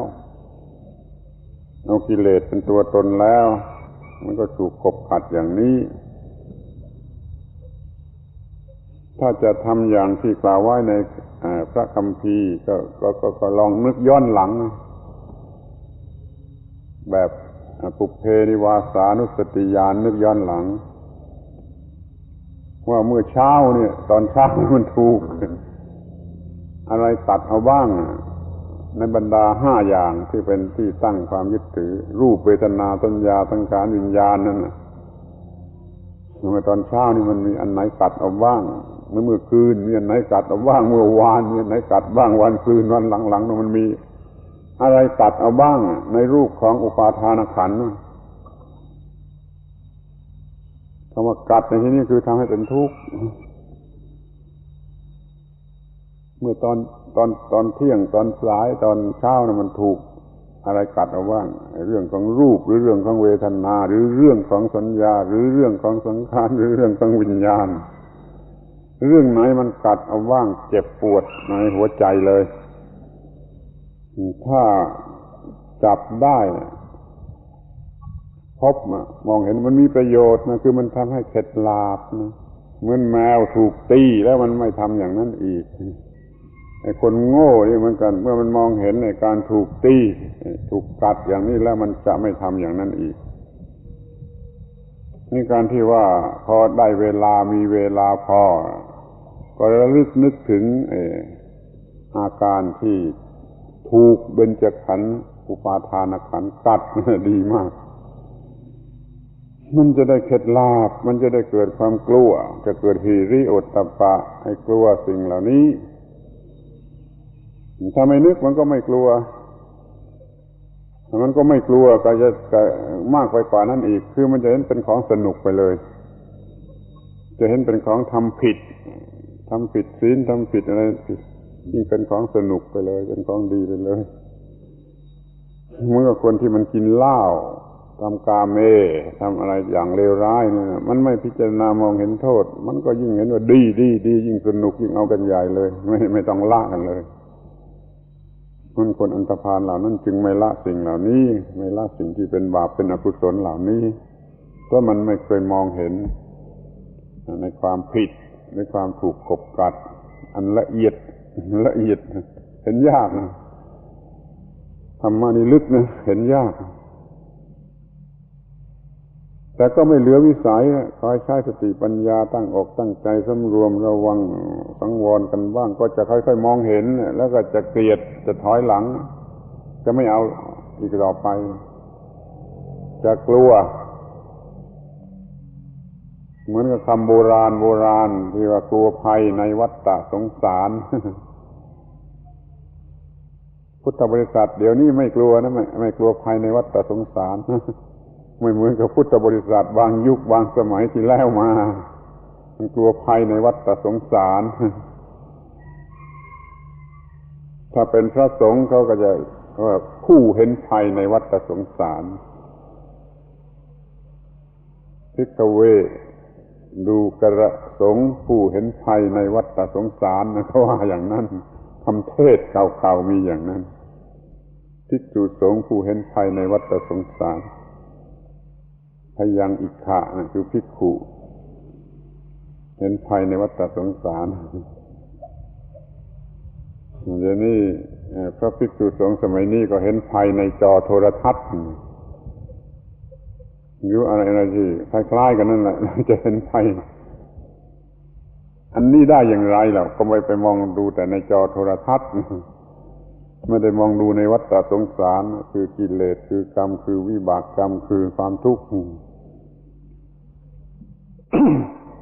มันมีความเปลี่ยนแปลงมากในหมู่พุทธบริษัทเรานั้นระบบของพระธรรมมันก็ถอยห่างไกลออกไปเพราะพุทธบริษัทเรามันเดินไปทิศทางหนึ่งไกลออกไปการที่จะอยู่กับพรหมจรรย์ประพฤติพรหมจรรย์มันก็มีได้ยากประพฤติศีลสมาธิปัญญาเขาเรียกประพฤติพรหมจรรย์จิตมันเจริญขึ้นเรียกว่าจิตภาวนาเมื่อจิตนี้เป็นภาวิตาพหุลีกตาอบรมดีแล้วมันเป็นจิตฉลาดด้วยมีสติสัมปชัญญะด้วยอารมณ์ทั้งหลายจะเข้ามาปรุงแต่งให้เกิดกิเลสและความทุกข์ขึ้นภายในจิตเป็นไปไม่ได้จิตไม่โง่เอาสิ่งเหล่านั้นมาเป็นตัวตนหรือของตนอีกต่อไป จิตมันรู้จักความบริสุทธิ์จิตอันบริสุทธิ์อะไรมาปรุงมาแต่งไม่ได้เนี่ยมันรักษาไว้ได้ด้วยว่าจิตนี้รู้ถึงซึ่งความเป็นวิสังขารวิสังขารคือไม่สังขารไม่สังขารคืออะไรปรุงแต่งไม่ได้ไม่มีอะไรมาปรุงแต่งได้นี่เรียกว่าวิสังขารถ้าอะไรยังมันปรุงแต่งได้ก็เรียกว่าสังขารจิตยังอยู่ในระดับสังขารก็มีอะไรปรุงแต่งเรื่อยๆไปว่าไอ้การปรุงแต่งนี้ไม่มีทางไหนไปทางที่ให้มีความทุกข์ถ้าวิสังขารหรือเป็นอสังขารไม่มีสังขารไม่มีการปรุงแต่งมันก็คงที่มันก็ไม่เกิดความทุกข์เป็นจิตที่คงที่เป็นจิตที่เช่นนั้นเองมันเป็นตายตัวเช่นนั้นเองเป็นจิตที่ไม่สำเร็จมาจากการปรุงแต่งมีคำอีกคำหนึ่งอยากจะได้ยินเพิ่มขึ้นว่าอัตตัมมโยอัตตัมมยตาฟังแล้วแปลกหูอย่างยิ่งใช่ไหมแล้วไม่เคยได้ยินใช่ไหมสมาชิกสวนโมกข์ก็ยังไม่ได้เคยได้ยินคำนี้นะอัตตัมมยตาเมื่อก่อนสมาชิกสวนโมกข์ก็ไม่เคยได้ยินคำว่าอิทัปปัจจยตาถ้าเราเอามาพูดกันบ่อยเข้าจนเดี๋ยวนี้คำว่าอิทัปปัจจยตานะเป็นคำธรรมดาไปแล้วรู้จักกันดีแล้วว่าอะไรเอามีแต่จะประพฤติปฏิบัติตามหลักนี้ให้ได้คือว่าควบคุมกระแสอิทัปปัจจยตาไว้ให้ได้อย่าเผลอสติเมื่อมีผัสสะเรื่องอิทัปปัจจยตาก็เป็นเรื่องที่สำเร็จประโยชน์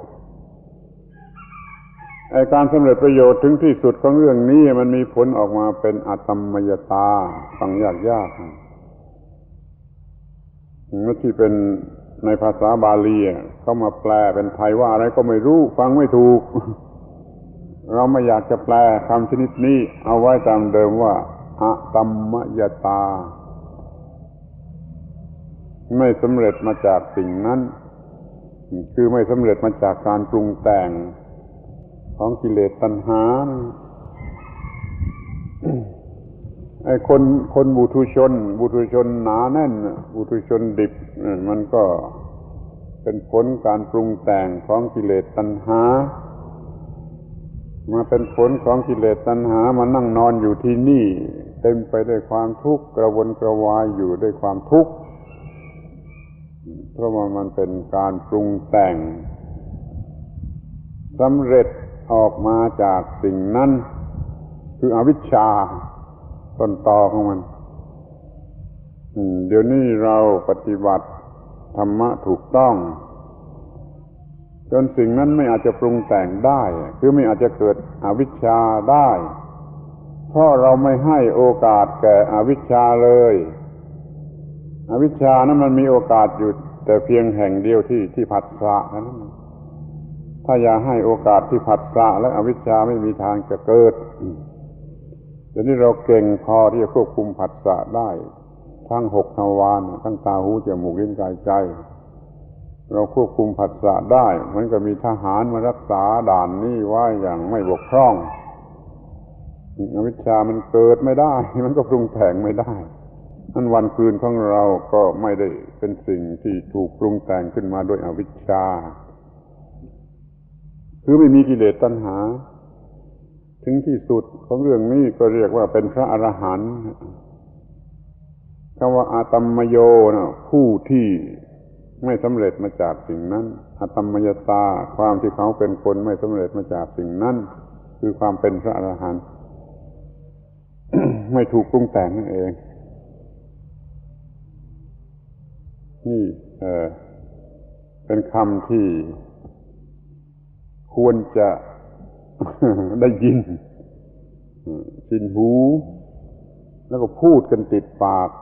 เช่นเดียวกับคำว่าอิทัปปัจจยตา แต่มันเป็นคำที่ฟังยากๆว่าอะตัมมยตาอะตัมมยตาความที่ไม่สำเร็จมาจากสิ่งนั้น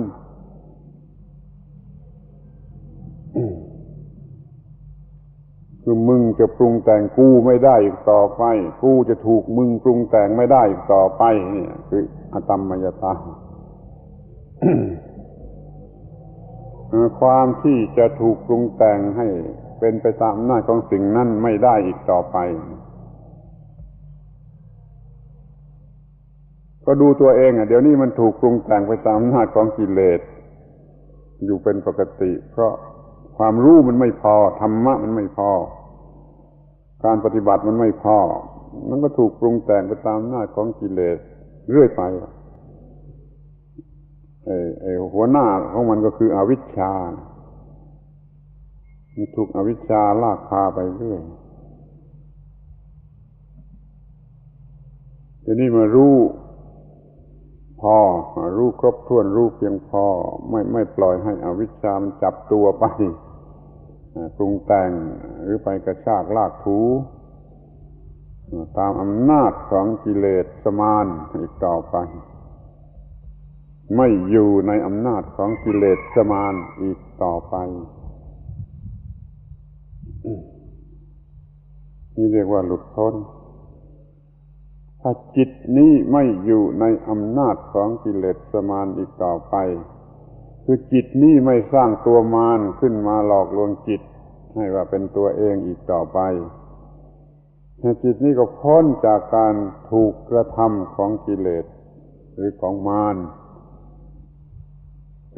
มารก็เป็นสิ่งที่จิตสร้างขึ้นจิตที่โง่เขลามันสร้างขึ้นจิตที่มันมีความโง่เขลาเปิดโอกาสในการปรุงแต่งเป็นกิเลสมารเกิดขึ้นเดี๋ยวนี้จิตมันไม่โง่เขลาแล้วโอกาสชนิดนั้นมันก็ไม่มีแล้วมันก็ไม่มีมารที่จิตสร้างขึ้นเองสำหรับมาเป็นตัวตนจิตก็เป็นอิสระออกไปจากกิเลสมารซึ่งมันไม่มีแล้วโอกาสที่จะเกิดกิเลสมารก็ไม่มีแล้วเพราะฉะนั้นในกิเลสมารมันก็ไม่มีแล้วเพราะมันจิตมันก็หลุดพ้นแล้วจากอำนาจของกิเลสมารนี่การหลุดพ้นโดยไม่ต้องมีตัวตนถ้าจิตยังรู้สึกเป็นตัวตนอยู่มันก็เป็นมารอยู่ในตัวตนในความรู้สึกว่าตัวตนนั้นจิตไม่ต้องมีความรู้สึกว่าตัวตนกิเลสมารก็ไม่เกิดแก่จิตนั้นก็หลุดพ้นจากกิเลสมารโดยไม่ต้องมีอะไรมาเป็นตัวเป็นตนสำหรับจะหลุดพ้นนี่คำพูด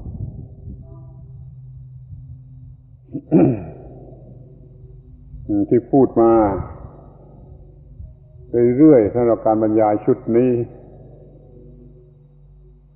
นับตั้งแต่ว่าหลุดพ้นเสียจากความหลุดพ้นอย่ามีตัวตนเป็นเจ้าของความหลุดพ้นมันก็หลุดพ้นจากความหลุดพ้นไม่มีความสำคัญมั่นหมายว่าหลุดพ้น แล้วสุขเมื่อสิ้นสุดแห่งความสุขคนเพิ่งฟังคนเพิ่งมาใหม่คนมาใหม่เพิ่งแรกฟังก็ว่าบ้าว่าที่นี่พูดกันแต่เรื่องบ้าบ้าบอนะฟังไม่ถูกบุญต่อเมื่อหมดความรู้สึกอยากจะมีบุญสูงสุดเมื่อไม่ยึดถือ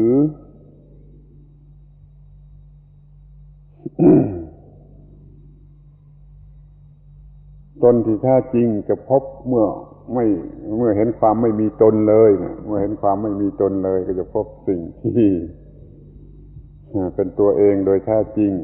คืออสังคตธรรมแล้วก็ไม่ถือว่ามันเป็นตัวตนนี่เราพูดกันแต่เรื่องที่ไม่มีตัวตน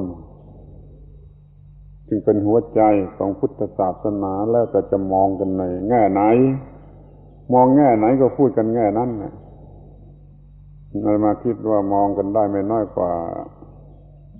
20-30แง่ที่จะมองแล้วพูด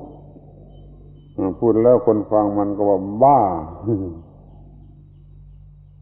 หลุดพ้นจากความหลุดพ้นเสียเถิดอย่าไปมัว ยึดอยู่ที่ความหลุดพ้นเลยไม่มีตัวตนที่จะลอดรูลอดช่องออกไปได้นั้นในทางหลุดพ้นนั้นไม่เป็นรูไม่เป็นช่องถ้ายังเป็นรูเป็นช่องมันก็มีตัวตนที่จะลอดออกไปมันก็ไม่เป็นธรรมะนั่นตัวกู้ที่ว่าตัวกู้ที่ในความรู้สึกนี่มันไม่ใช่ตัวตนแล้วความหลุดพ้นของตัวกู้มันก็ไม่มีอ่ะเพราะว่าตัวกู้มันเป็นความติดอยู่ในตัวมันเองความหลุดพ้นของตัวกู้มันไม่มีทางหลุดพ้นจะมีแต่แก่จิตที่บริสุทธิ์ไม่มีความรู้สึกเป็นตัวกู้นี่วันนี้ก็พูดถึงเรื่องว่าการหลุดพ้นที่แท้จริงนั้นไม่ต้องมีตัวผู้หลุดพ้น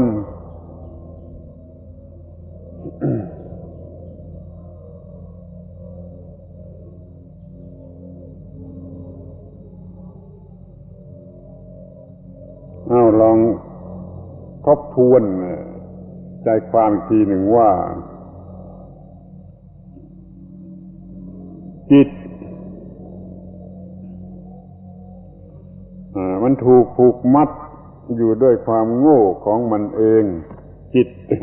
ตที่มันเคยบริสุทธิ์มันถูกผูกมัดอยู่ด้วยความโง่ของมันเองและมันกำลังจะถูกผูกมัดด้วยความโง่ใหม่ๆที่กำลังจะเกิดขึ้นจิตนั้นมันไม่มีตัวตนของมันเองมันเป็นสักว่าจิตเป็นสักว่าธาตุตามธรรมชาติแต่มันยังเปิดโอกาสให้แก่อวิชชาอยู่จิตลูกอ่อนชนิดนี้มันยังเปิดโอกาสแก่อวิชชาอยู่พออวิชชาเกิดขึ้นมันก็ทำให้จิตสร้างตัวตนขึ้นมาเป็นตัวตนของมันเองนี่เราจึงมีการอบรมจิตให้พ้นจากความเป็นลูกอ่อนนะอบรมตามวิธีปฏิบัตินั่นแหละแล้วจิตก็จะพ้นจากความเป็นลูกอ่อนเป็นแก่กล้าเข้มแข็งเผชิญหน้ากับสิ่งที่เข้ามาเป็นอารมณ์ปรุงแต่งถ้ามันยังโง่มันก็ทำให้เกิดตัวตนโง่นั่นน่ะซึ่งไม่ใช่มีตัวจริงขึ้นมาแล้วนั่นน่ะคือบ่วงของจิตที่จิตสร้างขึ้นมาเองแล้วบ่วงนี้ก็ผูกพันจิตไว้แล้วว่าใครจะเป็นผู้รู้สึกต้องการจะพ้นจากบ่วงเมื่อจิตมันเป็นบ่วงจิตมันเอาตัวบ่วงเป็นตัวเองเป็นตัวมันเองจิตเอาตัวตนตัวอุปาทานเป็นตัวมันเองมันก็ไม่มีความคิดที่จะหลุดพ้นจากบ่วงมันก็ไม่ได้พยายามที่จะหลุดพ้นจากบ่วงนี่โชคร้ายมันอยู่ที่ตรงนี้โชคร้ายในปัจจุบันนี้มันอยู่ที่ตรงนี้คืออยู่ตรงที่เราเอาความโง่มาเป็นตัวเราที่จริงตัวเราไม่มีแต่จิตที่จะคิดนึกอย่างไรก็ได้มันโง่แล้วเอาความโง่เป็นตัวมันเองเรานี่แหละเราคำว่าเราน่ะคือความโง่พูดกันมาจนชินแล้วแต่ถ้าพูดแต่ปากก็ดีปากอย่างใจอย่างยังใช้ได้เมื่อพูดตัวตนใจก็อย่าเป็นตัวตนให้มันเป็นคำพูดสมมติถ้ามองเห็นโทษของตัวตนอยู่เสมอว่ามันเป็นความผิดเป็นสิ่งผิดเกิดขึ้นในจิตทีไรมันก็กัดเอาจิตทุกทีไปถ้ามองเห็นข้อนี้แล้วจิตนั่นแหละมันรู้จักปลีกตัวออกไปจากความโง่มันอยากจะพ้นไปจากความโง่ซึ่งมันเคยหลงเอามาเป็นตัวมันเองเดี๋ยวนี้มันมีแต่จิตโง่ว่าตัวกูว่าของกูแล้วมันก็ติดบ่วงตัวกูของกู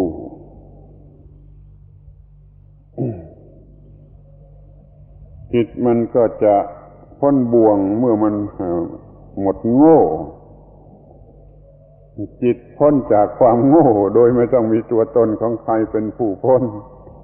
ให้จิตมันพ้นจากความโง่ของมันเอง ซึ่งเป็นบ่วงคล้องตัวมันเองอยู่ว่าตัวกูว่าของกู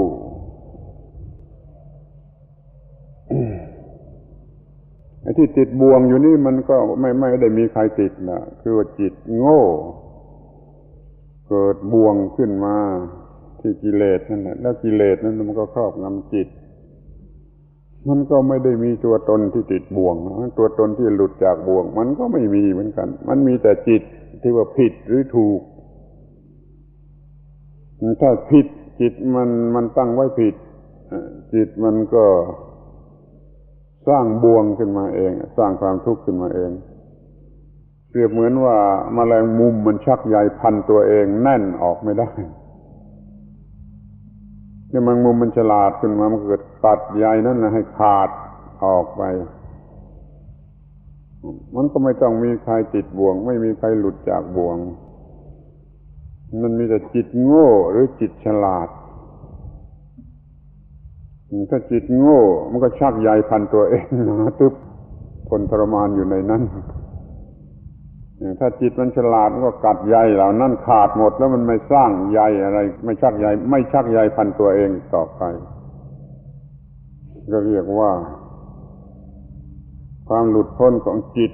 โดยไม่ต้องเป็นตัวเป็นตน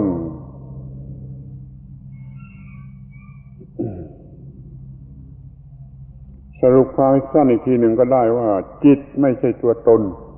เป็นจิตเป็นธรรมชาติอันบริสุทธิ์ชนิดหนึ่งอยู่ในตัวมันเองเรียกว่า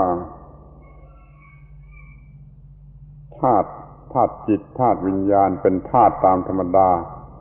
ชนิดหนึ่ง แต่มันพิเศษประหลาดยิ่งกว่าธาตุดินธาตุน้ำธาตุไฟธาตุลมธาตุอากาศก็มันเป็นธาตุพิเศษจิตนั่นก็เป็นสักว่าธาตุไม่ใช่ตัวตนคิดนึกได้คิดนึกผิดถ้าคิดนึกผิดก็เกิดไอ้สิ่งเลวร้ายเหล่านี้ขึ้นมาคือกิเลสและความโง่สรุปรวมเป็นความหมายแห่งตัวตนตัวกูของกูห่อหุ้มจิตนั่นเองมากเข้าหลายชั้นหลายสิบชั้นหลายร้อยชั้น มันก็ติดอยู่ในนั้นในกองทุกข์ทีนี้มันความเจ็บปวดมันสอนให้ทุกคราวเขาใช้คำพูดที่ค่อนข้างจะเอาเปรียบหน่อยนะว่าเดี๋ยวนี้อุปนิสัยมันถึงข้าวแล้วปัจจัยนิสัยอุปนิสัยปัจจัยมันถึงข้าวพอที่จิตนี่มันเบื่อมันรู้มันไม่ชอบความเจ็บปวดแล้วถ้าจิตไหนมันยังโง่ถึงที่สุดมันยังชอบความเจ็บปวดชอบจมอยู่ในกองทุกข์มันก็ช่วยไม่ได้นิสัยปัจจัยมันยังไม่ถึง ก็การถูกลงโทษมันยังไม่ชัดไม่ปรากฏแก่ไอ้คนโง่ที่ถ้ามันไม่โง่เกินไปในการเวียนว่ายอยู่ในวัฏสงสารไม่รู้กี่ชาติมันปรากฏออกมาเป็นของผิดของโง่ของเสียหายจิตมันจึงอยากจะพ้นจากไอ้ภาวะชนิดนี้มันจึงหาทางมันจึงดิ้นรนมันจึง อยากจะไม่ต้องเป็นอย่างนี้มันก็เปลี่ยนมันก็เป็นเรื่องเปลี่ยนขึ้นศักราชกันใหม่อบรมให้ถูกต้องกับความจริงของธรรมชาติ ซึ่งจิตนั้นคอยรู้เพิ่มขึ้น ขอให้มันเป็นไปใน ลักษณะที่ว่ามีความทุกข์ครั้งหนึ่งก็ขอให้ฉลาดขึ้นนิดหนึ่งมีความทุกข์ครั้งหนึ่งก็ขอให้เรารู้จักฉลาดกลัวความทุกข์ขึ้นนิดหนึ่งทำอย่างนี้เรื่อยไปแหละไอ้ความเกลียดกลัวความทุกข์มันก็จะมากพอที่จะให้เราเกิดการเปลี่ยนแปลงคือตั้งจิตกันเสียใหม่ว่าอย่างนี้กูไม่เอาแล้วเว้ย ตอนรับอารมณ์ในแบบนี้กูไม่เอาแล้วเว้ยมันก็เปลี่ยนเป็นรูปตรงกันข้ามจะไม่เข้าไปในกลุ่มนั่นอีกต่อไปจะออกมาเสียคือไม่ให้มันเดินไปในกลุ่ม ที่จะ เป็นทุกข์ จะเรียกว่านรกก็ได้เหมือนกันมันร้อนความผิดพลาดในทางจิตนี่ ร้อนกว่านรกที่อยู่ใต้ดินนรกทุกขุมที่อยู่ใต้ดินรวมกันแล้วยังไม่ร้อนเท่ากับการผิดพลาดในจิต พระพุทธภาษิตที่จะอ้างมารับรองความข้อนี้ก็พอจะหาได้ว่านรกที่อายตนะน่ะร้อนกว่านรกใต้ดินโลหะกุมพีอเวจีโรรูวะอะไรก็ตาม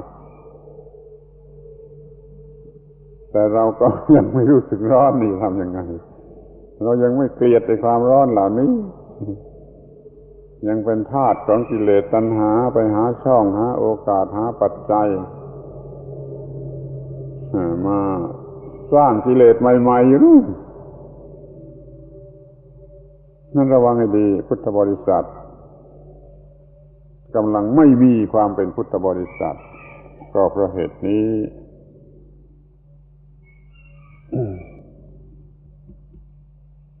เพราะฉะนั้นมันเป็นเรื่องที่จะต้องพูดลัดๆสั้นๆกันบ้างแล้วพูดยาวๆหลายวันจบมันก็ได้เหมือนกันนะแต่มันมากเรื่องมันเป็นเรื่องมากเรื่องเดี๋ยวนี้เอามาพูดสั้นที่สุดเรื่องเดียวกันเอามาพูดในแง่มุมที่ต่างกันแล้วก็สั้นที่สุดจนฟังไม่ค่อยจะรู้เรื่องเรียกว่าเป็นคำที่ฟังยากในภาษาธรรมะที่เป็นปริศนาไปในตัวเนี่ยขอให้จะจำเอาไปคิดไปนึกเถอะไอ้หัวข้อที่พูดมาในการบรรยายชุดนี้ล้วนจะเป็นหัวใจของพระพุทธศาสนาทั้งนั้นคือความไม่มีตัวตนเป็นทุกข์โดยไม่ต้องมีใครทุกข์นี่ติดบ่วงโดยที่ไม่มีใครติดแล้วก็หลุดบ่วงโดยที่ไม่มีใครหลุดเป็นเรื่องการปรุงแต่งตามกฎของอิทัปปัจจยตาตามธรรมชาติเท่านั้นเองที่ว่าพูดว่ากูติดกูหลุดนี่มันคนบ้าพูดแต่มันเป็นคนบ้าที่ดีกว่าบ้าธรรมดาไอ้บ้าธรรมดาเนี่ยกูไม่ติดกูไม่หลุดแต่บ้าค่อยยังเชื่อหน่อยก็ว่ากูติดกูหลุดถ้ามันหายบ้าแล้วมันก็ไม่มีใครติดมันก็ไม่มีใครหลุดมีแต่จิตตามธรรมชาติล้วนๆเป็นไปตามเหตุตามปัจจัยตามกฎของอิทัปปัจจตาจิตเท่านั้นไม่มีอะไรอื่นไม่มีตัวตนอะไรที่ไหนมันเป็นจิตเท่านั้นเดี๋ยวมันโง่เดี๋ยวมันฉลาดเดี๋ยวมันโง่เดี๋ยวมันฉลาดแต่ขอให้มันฉลาดขึ้นทุกทีที่มันโง่คือให้ความโง่มันกัดมาเจ็บแล้วมันก็ฉลาดขึ้นทุกทีที่มันโง่เหมือนกับที่เราฉลาดขึ้นมาในทางวัตถุนะทางวัตถุทำไร่ทำนาทำมาหากินยิงนกตกปลาอะไรก็ตามมันก็ฉลาดขึ้นทุกทีที่ทำผิดพลาดนะพลาดทุกทีมันก็ฉลาดขึ้นทุกทีนี่ทางวัตถุภายนอกนี่ทางภายในก็เหมือนกันทางจิตใจก็เหมือนกันขอให้เราฉลาดขึ้นทุกทีที่เราโง่ขอให้ฉลาดขึ้นทุกทีที่ตัวกูมันตัดเอาที่ตัวกูมันกัดเอาคือความโง่อวิชชาสร้างตัวกูขึ้นมาแล้วมันก็กัดเอามันก็ฉลาดเพิ่มขึ้นมันก็จะไม่สร้างตัวกูมากมายเหมือนแต่ก่อนมันจะสร้างน้อยลงจนมันไม่สร้างเลยมันเป็นอตมมยตาความที่ไม่สำเร็จออกมาจากสิ่งนั้นอีกต่อไปบุคคลนั้นได้นามว่าอตมมโยไม่ออกมาจากสิ่งนั้นอีกแล้วนี่เรื่องว่ามันหลุดพ้นนั้นไม่ต้องมีผู้หลุดพ้น การหลุดพ้นที่แท้จริงตามหลักพระพุทธศาสนานั้นไม่ต้องมีตัวหลุดพ้นไม่ต้องมีตัวผู้หลุดพ้นถ้าเป็นเรื่องที่ยังมีตัวผู้หลุดพ้นมันก็ยังเป็นเรื่องโลกถ้ายังมีตัวผู้หลุดพ้นผู้ติดผู้หลุดพ้นมันยังเป็นเรื่องโลกเหมือนไปติดตารางมีตัวผู้ติดตารางแล้วหลุดออกมาจากตารางมันก็มีตัวผู้หลุดออกมานี่เป็นเรื่องโลกเขาสมมติกันให้เป็นตัวเป็นตนที่อะไรมันก็เป็นตัวเป็นตนที่สิ่งนั้นที่ผู้นั้นที่กลุ่มนั้นแต่ถ้าธรรมะอันแท้จริงแล้วไม่ต้องมันมีแต่จิต ที่มันจะสร้างอะไรขึ้นมาจิตมันจะสร้างนรกขึ้นมาก็ได้สร้างสวรรค์ขึ้นมาก็ได้ทำให้แจ่มแจ้งแก่พระนิพพานก็ได้มันสร้างได้ทุกอย่างโดยไม่ต้องมีตัวโดยไม่ต้องมีตนถ้าพูดให้มีตนมันก็ได้ก็เป็นพูดอย่างชาวบ้านพูดสำหรับชาวบ้านก็พูดอย่างมีตัวมีตนให้มีตัวตนที่ดีจนเบื่อตัวตนแล้วก็เลิกมีตัวตนก็ได้เหมือนกันแต่เดี๋ยวนี้เราจะไม่พูดกันในระดับนั้นแล้วเพราะว่ามันมีสวนโมกมา50 ปีแล้วมันก็ควรจะพูดกันถึงระดับที่ว่ารู้จักเรื่องไม่มีตัวตนกันเสียทีดังนั้นอาตมาจึงประมวลเอาข้อความที่แสดงอย่างรวบรัดรวดเร็วรุนแรงว่ามันไม่มีตัวตนมาแสดงเป็นคราวๆคือการบรรยายประจำวันเสาร์ชุดนี้นี่เองบัดนี้การบรรยายนี้ก็สมควรแก่เวลาแล้วอาตมาขอยุติการบรรยายเป็นโอกาสให้พระคุณเจ้าทั้งหลายได้สวดบทธรรมเป็นคณะสาธยายตั้งใจฟังให้ดีเพื่อส่งเสริมกำลังใจในการจะประพฤติปฏิบัติธรรมให้เกิดความก้าวหน้าสมแก่ความเป็นพุทธบริษัทของตนสืบต่อไป